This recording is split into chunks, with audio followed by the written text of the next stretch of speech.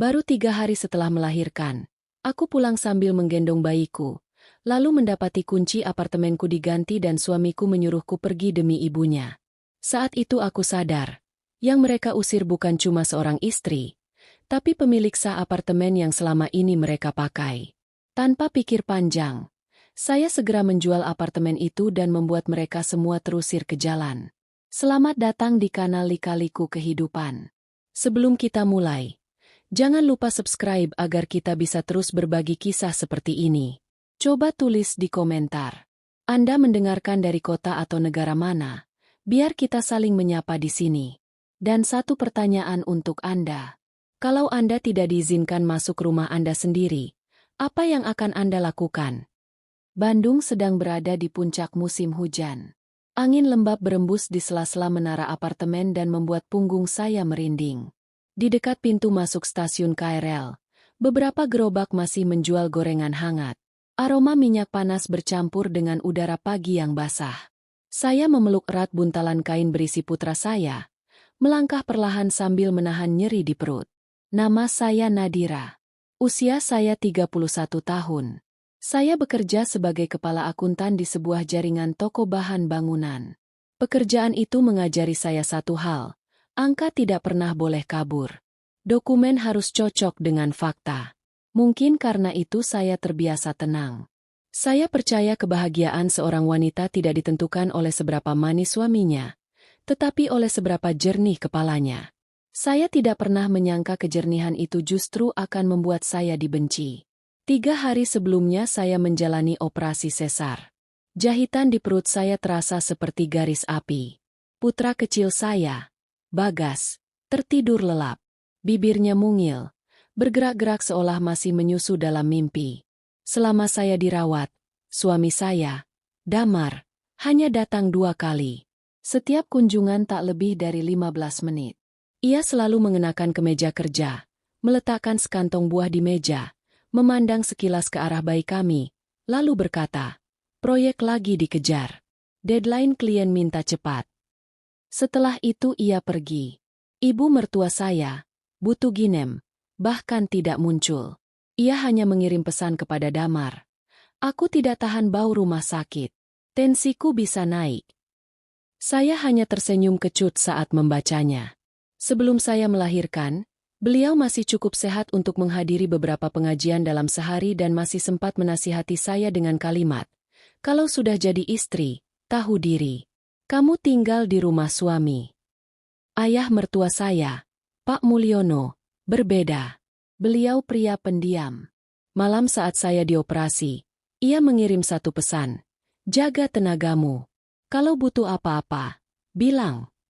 Kalimat pendek itu terasa lebih hangat daripada semua alasan suami saya. Apartemen yang kami tempati dibelikan orang tua saya sebelum saya menikah. Letaknya di kawasan Superblok. Nilainya sekitar 3 miliar rupiah saat dibeli, dan sertifikat hak milik atas nama saya sendiri. Saya tidak pernah menjadikannya senjata. Saya menganggapnya rumah kami bersama. Setelah menikah, Damar pindah ke sana, dan ia yang bersikeras memasang kunci digital. Katanya laki-laki lebih paham teknologi. Akhirnya semua akses admin, perubahan kode, dan pendaftaran sidik jari ada di ponselnya. Saat itu saya tidak curiga. Saya pikir, apa yang perlu dirahasiakan antara suami dan istri? Ternyata saya terlalu percaya. Sejak usia kandungan 7 bulan, Damar berubah. Ponselnya selalu diletakkan telungkup. Setiap ada notifikasi, ia langsung mengambilnya dan pergi ke balkon. Suatu hari saya bertanya sambil bercanda, "Siapa sih yang kirim pesan sampai kamu jagain begitu?" Ia menatap saya tajam dan membentak, "Kamu tidak ada kerjaan lain, ya?" Hanya satu kalimat, tapi cukup untuk menanamkan rasa tidak enak di hati saya. Namun saya menahan diri. Saya tidak suka menggeledah ponsel orang. Saya ingin percaya bahwa rumah tangga tidak seharusnya dijalankan seperti penyelidikan kriminal.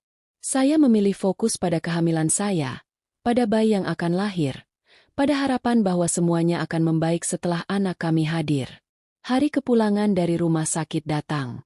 Saya naik taksi sendirian sambil membawa tas besar berisi popok dan perlengkapan bayi. Sopir sempat bertanya dengan iba. Suaminya kemana, Mbak? Saya menjawab singkat. Lagi kerja, Pak. Kalimat itu terdengar seperti lelucon pahit yang hanya saya sendiri yang pahami. Taksi berhenti di lobi apartemen. Saya menyapa resepsionis, masuk ke lift, dan menatap angka lantai yang terus bertambah. Jantung saya berdebar. Saya berharap begitu pintu terbuka nanti, saya akan mencium aroma pembersih lantai dan sup hangat, lalu bisa merebahkan tubuh saya yang sakit. Saya berdiri di depan pintu apartemen, menggeser bedong bagas agar lebih hangat, lalu memasukkan kode seperti biasa. Lampu kunci menyala merah. Saya mencoba lagi. Jari saya mendadak dingin. Jahitan di perut saya terasa seperti ditarik dari dalam. Saya menempelkan kening ke pintu yang dingin, mencoba bernapas teratur. Saat saya baru hendak menelepon Damar, terdengar langkah dari dalam. Kunci berbunyi klik. Pintu terbuka sedikit. Lalu Damar muncul dengan kaos oblong abu-abu, celana pendek, dan sandal jepit. Ia tidak tampak seperti suami yang menjemput istrinya pulang setelah operasi besar. Tidak juga seperti ayah baru. Wajahnya datar. Tatapannya kosong. Ia bersandar di kusen pintu dan berkata, "Kamu jangan masuk dulu." Saya pikir saya salah dengar. "Apa?" tanya saya pelan, takut membangunkan Bagas. "Aku baru pulang dari rumah sakit. Bayi butuh tidur. Aku butuh berbaring." Damar tidak bergerak. Ia melirik ke arah bayi kami lalu membuang muka. "Ibu sekarang tinggal di sini," katanya. "Beliau tensinya tinggi. Dokter bilang harus banyak istirahat. Kalau bayinya nangis malam-malam, ibu tidak akan bisa tidur. Untuk sementara, kamu dan Bagas tinggal dulu di rumah orang tuamu." Saya menatapnya beberapa detik. "Untuk sementara itu sampai kapan?" Ia menjawab dengan nada acuh tak acuh. "Sampai anaknya besar. Setahun. Mungkin 2 tahun." Saya membeku. Saya baru saja menjalani sesar 3 hari lalu. Bayi saya baru lahir. Dan suami saya menyuruh saya pergi selama 1 atau 2 tahun dari rumah yang sah milik saya sendiri. Belum sempat saya bicara, terdengar suara Butu Ginem dari dalam. Suaranya nyaring, sangat sehat untuk ukuran orang yang katanya sedang kritis karena hipertensi. "Damar, bilang yang benar," teriaknya. "Aku ini sudah tua. Butuh ketenangan. Kalau malam-malam dengar tangisan bayi, tensiku naik. Kalau terjadi apa-apa denganku, kamu yang tanggung jawab. Lagi pula, popok-popok itu bau. Rumah ini baru dibersihkan. Jangan bawa barang-barang itu ke sini." Kalimat itu menghantam saya lebih keras daripada angin di koridor. Saya menatap buntalan di lengan saya. Putra saya yang baru lahir disebut bau. Kehadirannya dianggap gangguan. Saya bukan sedang berdiri di depan rumah orang lain. Saya berdiri di depan apartemen saya sendiri. Diperlakukan seperti pembawa kotoran. Saya menarik napas panjang dan berkata setenang mungkin, "Apartemen ini atas nama saya. Saya tidak sedang bertamu. Saya pulang ke rumah saya sendiri." Wajah Damar mengeras. "Tidak usah pamer sertifikat di sini. Aku ini suamimu. Rumah ini milik kita bersama. Masalah keluarga harusnya diselesaikan di dalam keluarga." Saya menatap lurus ke matanya. Saat itu saya teringat banyak hal. Parfum asing di kemejanya, percakapan telepon di balkon, dan satu kalimat yang pernah saya dengar samar. "Nanti kalau dia sudah melahirkan, baru aku putuskan." Dulu saya mengira saya terlalu curiga. Saat itu saya sadar saya hanya terlalu lama memaafkan. Butu Ginem muncul di belakang Damar. Ia mengenakan sweater tebal, rambut disanggul rapi, kalung emas masih menggantung di leher. Sama sekali tidak tampak seperti orang sakit. Ia mencibir dan berkata, "Jangan mentang-mentang apartemen ini dibelikan orang tuamu. Sekali kamu jadi menantu di keluarga kami, kamu hidup sesuai aturan kami." Saya masih berusaha sopan. "Saya sedang menggendong cucu ibu. Saya hanya perlu masuk dan berbaring. Jahitan saya masih sakit. Kami bisa diam di kamar." Ia tersenyum sinis. "Kalau dia menangis, bagaimana? Kamu pikir apartemen ini kedap suara seperti hotel? Sudah kubilang, pulanglah ke rumah orang tuamu. Damar menyambung. Sudah, pulang saja. Akhir pekan nanti kalau sempat aku mampir. Seketika saya paham. Ini bukan salah paham. Ini keputusan. Mereka sudah menyiapkan semuanya. Saya dan bayi saya sedang didorong keluar dari hidup mereka. Dengan dalih bakti kepada ibu. Saya tidak berteriak. Saya tidak menangis. Saya mundur setengah langkah. Memeluk Bagas lebih erat. Lalu mengeluarkan ponsel saya. Jari saya gemetar karena lelah. Tapi suara saya tenang saat menelepon badan pengelola apartemen. Halo, saya Nadira, pemilik unit nomor sekian. Saya tidak diizinkan masuk ke apartemen saya sendiri. Mohon naik ke lantai saya dan buat berita acara. Damar tersentak. Nadira, kamu ngapain? Saya menatapnya. Bertindak sesuai aturan. Setelah itu saya menelepon polisi sektor terdekat. Suara nada tunggu bergema di koridor yang dingin seperti aba-aba perang. Damar mencoba menenangkan saya dengan nada yang justru terdengar mengancam. Sadarlah, kalau kamu panggil polisi, kita bisa malu dilihat tetangga. Saya menjawab, kalau kamu tidak menghalangi pintu rumahku, kita tidak akan sampai di sini. Bu Tuginem makin keras. Ia memainkan peran korban dengan sangat cepat. Ya Tuhan, malang sekali anakku. Baru melahirkan sudah panggil polisi untuk mertuanya. Saya tidak menanggapi. Beberapa orang memang tidak butuh kebenaran. Mereka hanya butuh penonton. Tak lama kemudian, lift terbuka. Satpam bernama Pak Bejo datang bersama perwakilan pengelola, Bu Endah. Pak Bejo langsung meminta semua orang tenang. Bu Endah memperkenalkan diri dan berkata, kami datang untuk mendokumentasikan situasi atas permintaan pemilik unit. Wajah Bu Tuginem membeku. Damar membentak. Ini masalah keluarga. Bu Endah tetap tenang. Kami tidak menentukan siapa benar atau salah. Kami hanya menjaga ketertiban dan mencatat fakta. Saat itu telepon saya berdering. Seorang polisi dari Polsek, Kapten Wicaksono, mengatakan bahwa ia sedang naik ke lantai saya. Ketika ia tiba, ia berpakaian sipil, membawa map, dan langsung merendahkan suaranya saat melihat saya menggendong bayi. Anda Ibu Nadira? Tanyanya. Tenang. Bantuan apa yang Anda perlukan? Saya menjawab singkat. Saya tidak diizinkan masuk ke apartemen saya sendiri. Saya baru operasi sesar. Saya ingin ini didokumentasikan. Kapten Wicaksono mengangguk, lalu bertanya, apakah Anda pemilik sah unit ini?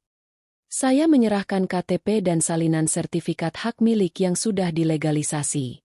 Begitu melihat dokumen itu, raut wajah Damar berubah. Bu Tuginem langsung meradang. Memangnya kenapa kalau atas nama dia? Serunya, dia istri Damar. Tinggal di rumah suami ya harus ikut aturan suami. Kapten Wicaksono tetap datar. Hubungan pernikahan satu hal. Hak kepemilikan properti hal lain. Bu Endah mulai menulis berita acara. Ia membacakan poin-poinnya satu persatu agar jelas. Pemilik sah unit, atas nama Nadira, datang bersama bayi yang baru lahir. Akses ke unit dihalangi oleh Damar. Terjadi keributan di koridor. Pihak pengelola dan kepolisian hadir sebagai saksi. Damar berusaha mengelak. Saya tidak menghalangi. Saya hanya menyarankan istri saya tinggal sementara di rumah orang tuanya. Saya memotong dengan suara rendah. Kamu berdiri di pintu. Kamu menetapkan syarat bahwa aku harus pergi. Itu bukan saran. Pak Bejo menambahkan. Betul, Pak. Kami semua melihat Anda menghalangi. Kalimat satpam itu seperti pukulan telak. Damar terdiam. Kapten Wicaksono lalu bertanya kepada saya, Ibu Nadira, bagaimana Anda ingin menyelesaikan situasi ini malam ini? Saya tidak berpikir lama. Saya menuntut akses masuk ke apartemen saya sekarang juga. Saya menuntut penggantian silinder kunci untuk keamanan. Barang-barang pribadi Damar dan Ibu Tuginem akan saya serahkan besok di hadapan perwakilan pengelola. Damar melotot. Kamu serius mau ganti kunci? Kamu mau ngusirku ke jalan? Saya menjawab, Saya tidak mengusir siapapun. Saya hanya mengamankan rumah saya. Kapten Wicaksono menegaskan bahwa sebagai pemilik sah, saya berhak mengganti kunci selama barang pribadi mereka tetap bisa diambil secara wajar dan disaksikan pihak netral. Bu Endah menyodorkan berita acara kepada Damar. Ia menolak menandatangani. Bu Endah hanya menulis satu catatan di bawah kolom tanda tangan, menolak menandatangani. Akhirnya Pak Bejo melangkah sedikit ke samping agar saya bisa lewat. Saya berjalan masuk ke apartemen saya sendiri seperti orang yang baru merebut kembali napasnya. Saya membaringkan Bagas di sofa, lalu memanggil tukang kunci. Malam itu, di hadapan polisi, satpam, dan pengelola, kunci diganti. Saat tukang kunci bekerja, Bu Tuginem masih mencoba mengambil barang yang bukan miliknya. Ia menunjuk televisi di ruang tamu dan berkata, "Kalau dia mengusir kita, televisi ini aku ambil. Ada uang anakku di situ." Saya membuka ponsel, menunjukkan bukti pembayaran elektronik atas nama saya. Televisi itu dibeli dari kartu saya, dikirim ke alamat saya. Ia berpindah ke rak sepatu. Saya tunjukkan lagi bukti pembayarannya. Saya tidak berdebat. Saya hanya membuka dokumen. Dalam hidup saya, bukti selalu lebih keras daripada teriakan. Damar sempat masuk ke kamar dan mengobrak-abrik laci. Saya berdiri di ambang pintu sambil menahan sakit. "Ambil barang pribadimu," kata saya. "Tapi jangan sentuh dokumen apartemen, akta anak, atau apapun yang bukan milikmu." Kapten Wicaksono memperingatkannya. Damar akhirnya mundur. Sekitar pukul 10 malam semuanya selesai. Kunci baru sudah terpasang. Berita acara diperbarui dengan waktu penggantian kunci dan daftar barang yang boleh diambil besok pagi di hadapan pengelola. Saat mereka keluar ke koridor, saya melihat Pak Mulyono berdiri dekat lift. Ia diam saja. Ia hanya menatap saya, lalu menatap Bagas. Di matanya tidak ada kemarahan, hanya kesedihan yang berat. Ia memberi anggukan kecil. Saya membalas anggukan itu. Bukan pengampunan. Hanya pengakuan bahwa setidaknya ada satu orang di keluarga itu yang masih paham mana yang baik dan mana yang buruk. Setelah pintu tertutup, apartemen menjadi sangat sunyi. Saya mengunci pintu, lalu bersandar di baliknya. Tangan saya gemetar. Bukan karena takut lagi, tetapi karena sadar malam itu saya baru saja memutus sesuatu yang selama ini mencekik leher saya. Saya tidak tidur. Saya memotret seluruh sudut apartemen, menyimpan salinan berita acara, mencatat urutan kejadian jam demi jam, dan mengirim semua dokumen ke email pribadi saya. Tidak ada yang berlebihan dalam kehati-hatian. Lebih baik dianggap terlalu teliti daripada bodoh sekali. Sekitar pukul 10 malam lewat, bel pintu berbunyi. Saya mengintip dan melihat Pak Mulyono berdiri sendiri. Saya membuka pintu sedikit dengan rantai pengaman tetap terpasang. Ia berkata pelan, "Saya datang melihat keadaanmu dan cucuku. Kamu tadi berdiri lama di tengah angin." Saya mengangguk. Ia menatap bayi di pelukan saya, lalu berkata, "Kalau butuh saksi atau dokumen, lakukan saja. Jangan biarkan mereka menyudutkanmu." Lalu ia menambahkan, "Besok kalau mereka bikin keributan saat ambil barang, suruh Pak Bejo telepon saya." Ia pergi tanpa banyak kata.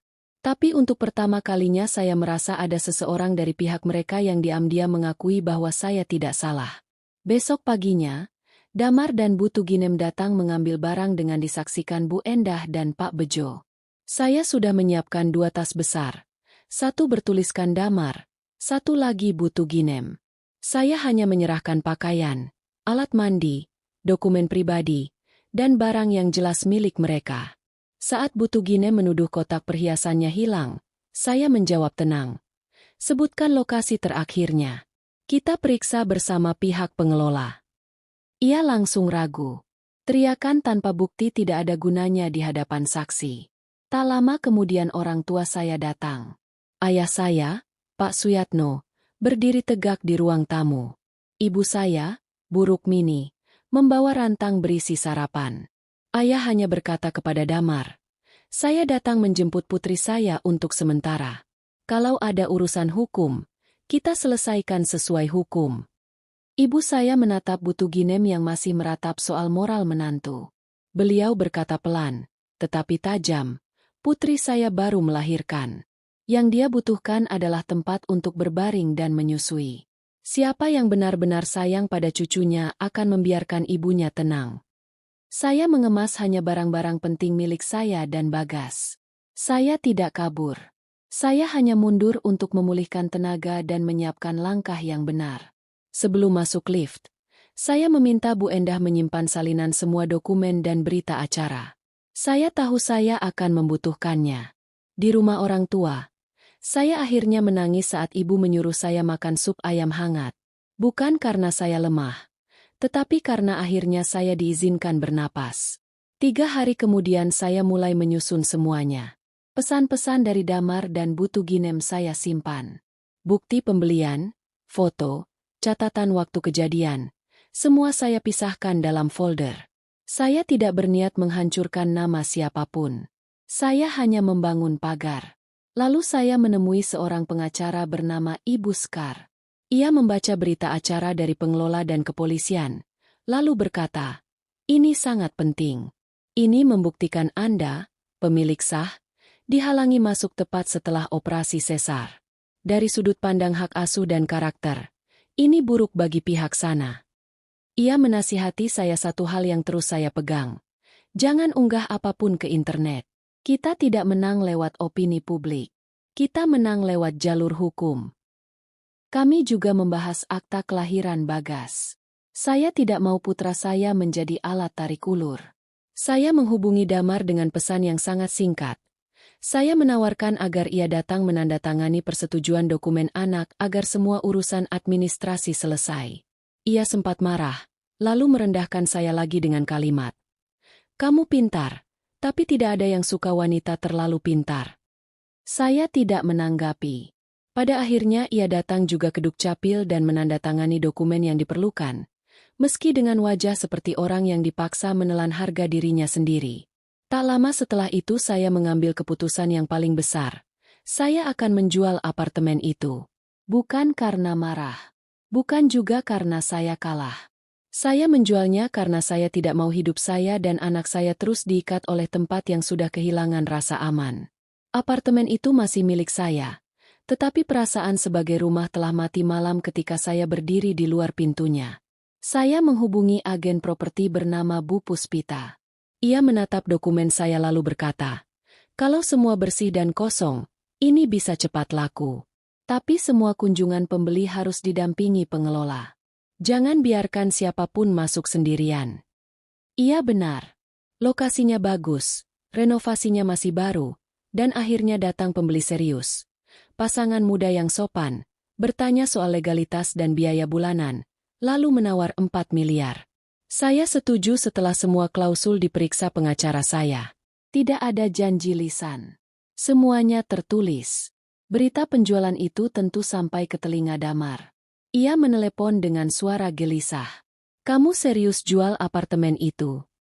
"Saya menjual properti atas nama saya sendiri," jawab saya. "Sesuai hukum." Ia menurunkan suara. "Kalau kamu lakukan ini, ibu bisa syok." Saya menjawab, "Ibumu syok karena kehilangan tempat tinggal atau karena untuk pertama kalinya tidak bisa mengendalikan saya?" Setelah itu ia datang ke rumah orang tua saya bersama Butuginem, membawa buah-buahan dan wajah penyesalan yang terlambat. Ayah saya membuka gerbang secukupnya, tidak membiarkan mereka masuk. Damar mencoba berkata, "Ayo pulang, kita mulai lagi dari awal." Saya menatapnya tanpa emosi. "Kamu bilang aku harus pergi 1 atau 2 tahun. Kamu mengunci pintu. Kamu membiarkan ibumu menyebut bayi kita bau. Dari bagian mana aku harus mulai lagi?" Lalu untuk pertama kalinya saya menyebut nama yang selama ini saya simpan. "Siapa Raras, Damar?" Wajahnya langsung pucat. Saya mengambil map tipis yang sudah saya siapkan. Di dalamnya ada bukti pemesanan hadiah, riwayat pengiriman ke apartemen atas nama perempuan lain, dan beberapa transaksi mencurigakan pada hari-hari ketika ia mengaku lembur proyek. Saya tidak melemparkan map itu ke wajahnya. Saya hanya meletakkannya di meja kecil dekat gerbang dan membiarkan kertas-kertas itu bicara. Damar berlutut. Ia memohon agar saya tidak menjual apartemen dan tidak menggugat cerai. Dulu mungkin saya akan gemetar melihat adegan seperti itu. Saat itu saya hanya melihat kepanikan orang yang kehilangan pijakan, bukan penyesalan yang tulus. Ayah saya mengakhiri semuanya dengan satu kalimat. Kalau kamu masih punya sedikit hati nurani, selesaikan ini sesuai hukum. Seminggu kemudian saya mendaftarkan gugatan cerai ke pengadilan agama. Mediasi berlangsung singkat. Damar mencoba berkata bahwa kami hanya salah paham dan saya terlalu emosional. Ibu Sekar menyerahkan berita acara penghalangan akses, dan mediator langsung bertanya, bagaimana Anda menjelaskan fakta bahwa pemilik sah dihalangi masuk ke propertinya sendiri setelah operasi sesar? Damar tidak punya jawaban selain mengulang alasan ibunya sakit. Ketika diminta menunjukkan rekam medis, ia diam. Mediasi gagal. Kasus berlanjut ke persidangan.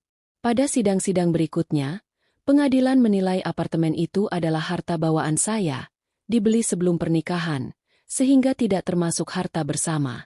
Penjualannya sah.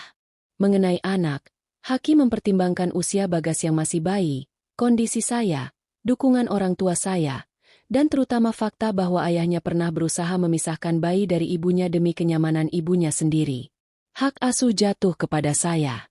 Damar diwajibkan memberi nafkah sesuai kemampuan dan diberi hak bertemu sesuai jadwal yang ditetapkan. Saat putusan dibacakan, saya tidak menangis. Saya hanya merasa seperti seseorang yang akhirnya meletakkan karung berat yang dipikul terlalu lama. Uang hasil penjualan apartemen saya bagi menjadi 3. Dana untuk membesarkan Bagas, dana darurat, dan modal usaha. Saya membuka toko kecil perlengkapan ibu dan bayi. Saya tahu cara mengatur stok, pemasok, arus kas, dan piutang. Pekerjaan saya dulu ternyata menolong saya membangun hidup baru. Sementara itu hidup Damar justru runtuh. Dari cerita yang sampai ke telinga saya, ia kehilangan proyek, lalu terjerat utang. Perempuan bernama Raras yang dulu saya curigai ternyata menawarinya investasi palsu dengan janji bunga tinggi. Karena panik dan ingin cepat bangkit, Damar meminjam uang dengan bunga besar lalu mentransfernya. Raras lenyap. Para penagih utang datang ke kontrakan tempat ia tinggal bersama Bu Tuginem. Mereka menggedor pintu. Bu Tuginem yang dulu paling pandai menekan menantu kini berhadapan dengan orang-orang yang tidak peduli pada air mata. Dalam salah satu keributan itu, ia terkena stroke ringan. Suatu hari Damar menelepon saya dari rumah sakit. Suaranya serak. Nadira, ibu di rumah sakit. Aku hancur. Bisa pinjam uang sedikit? Saya memejamkan mata beberapa detik. Saya teringat 2 hal sekaligus. Wajah Bagas yang tidur tenang, dan malam ketika saya berdiri di luar pintu apartemen sendiri sambil menggigil. Saya lalu menjawab, saya tidak akan memberimu pinjaman. Saya punya anak kecil. Saya bisa kirim nomor pengacara kalau kamu mau konsultasi soal utang dan cicilan yang sah. Ia meludah dengan suara penuh racun. Kejam sekali kamu. Saya menjawab kalimat yang lahir dari luka panjang saya sendiri. Aku tidak kejam. Aku hanya tidak bodoh lagi. Setahun berlalu. Bagas tumbuh sehat. Ia sudah bisa berdiri sambil berpegangan. Toko saya berjalan cukup baik. Suatu hari, tepat di hari ulang tahunnya yang pertama, saya membawa ia ke mall bersama orang tua saya. Kami tidak mengadakan pesta besar. Kami hanya membeli sepatu kecil, jaket baru, lalu makan sederhana di food court. Di area pengambilan pesanan saya mendengar petugas keamanan menegur seseorang. Mas, tolong minggir sedikit. Menghalangi jalan. Saya menoleh. Seorang kurir berdiri di sana dengan jaket lusuh, sepatu penuh lumpur kering, dan kantong pesanan besar di tangannya. Ketika ia mengangkat kepala, saya langsung mengenal mata itu. Damar. Setahun sebelumnya ia berdiri di ambang pintu apartemen saya seperti seorang tuan rumah. Setahun kemudian ia berdiri di tengah keramaian, diminta minggir karena menghalangi orang lain lewat. Ia juga mengenali saya. Tatapannya lalu jatuh ke Bagas yang saya peluk. Putra saya memandangnya seperti orang asing. Tidak ada pengenalan. Tidak ada kerinduan. Hanya rasa ingin tahu seorang anak kecil pada wajah lelaki yang tidak pernah hadir. Damar melangkah setengah langkah, lalu berhenti. Ia memandang pakaiannya yang kotor, memandang saya yang berdiri tenang dengan anak kami, lalu berbisik, "Nadira." Hanya itu. Tidak ada penjelasan. Tidak ada pembelaan. Tidak ada maaf. Saya menatapnya sekali tanpa marah, tanpa senang, tanpa ingin membalas. Saya tidak butuh jawaban lagi. Semua jawaban sudah ia berikan malam itu di depan pintu yang terkunci. Petugas keamanan menegurnya sekali lagi. Lebih keras. "Kurir, tolong minggir. Pelanggan mau lewat." Damar tersentak dan bergeser cepat. "Iya, maaf." Ia meminta maaf kepada petugas keamanan. Tetapi tidak kepada saya. Saya berjalan melewatinya sambil menggendong Bagas. Jarak kami hanya beberapa sentimeter. Saya bisa mendengar napasnya yang berat. Saya bisa merasakan malu yang menekan punggungnya lebih keras daripada kantong pesanan yang ia bawa. Namun saya tidak menoleh ke belakang. Saya tidak perlu. Putra saya tertawa dan menepuk bahu saya. Saya memeluknya lebih erat. Dan saat itu saya sadar. Saya tidak sedang merasa menang. Saya hanya merasa bebas. Dalam hidup ada waktunya kita bersabar demi menjaga damai.